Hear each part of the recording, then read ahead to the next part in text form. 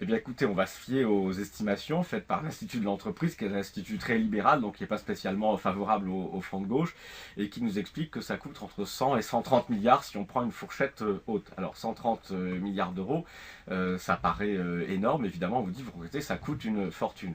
Alors en réalité, il faut dire deux choses. D'une part, la politique actuelle de la France coûte 300 milliards d'euros par an.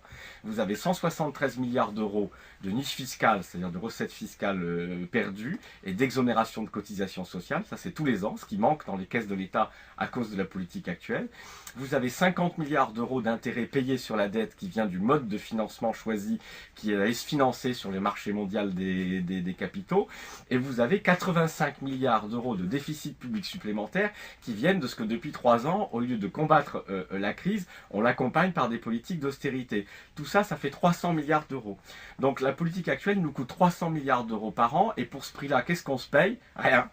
Vous achetez rien avec ça. Hein. Le seul truc, c'est que les seuls qui gagnent, qui profitent, eh bien, ce sont les riches, les titulaires des dividendes, des intérêts, des patrimoines, qui bénéficient de toutes les niches fiscales, toutes les exonérations sociales pour les grandes entreprises.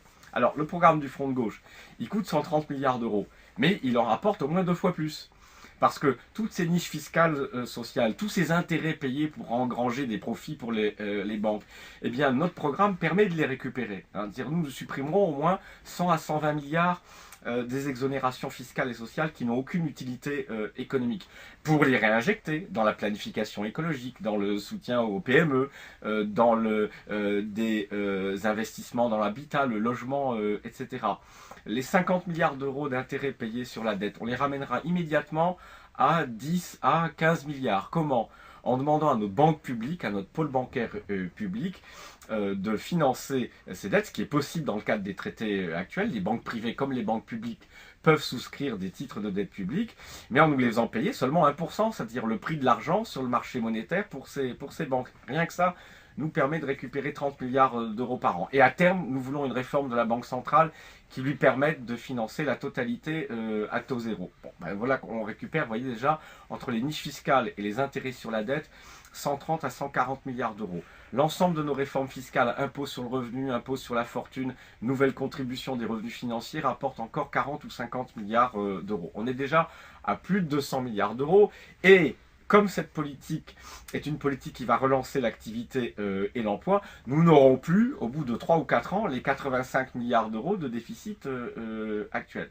Donc quand on dit ça coûte 130 milliards d'euros, eh bien vous voyez, ça coûte rien en réalité, parce que ce programme rapporte beaucoup plus qu'il ne coûte, ce qui veut dire que notre programme est le seul qui, en plus, je dirais, bonus, en quelque sorte, va permettre de réduire réellement la dette publique et les déficits publics. Et pour 130 milliards d'euros entièrement financés, on a quoi? On n'a pas rien, comme dans le cadre de la politique actuelle de la France, qui coûte 300 milliards d'euros pour rien. Pour 130 milliards d'euros, vous avez 200 000 logements construits par an, vous avez 500 000 places dans les crèches, vous avez les dépenses de santé remboursées à 100%, y compris les lunettes hein, et les soins dentaires. Vous avez 15 milliards d'euros investis par an dans les énergies renouvelables pour la planification écologique.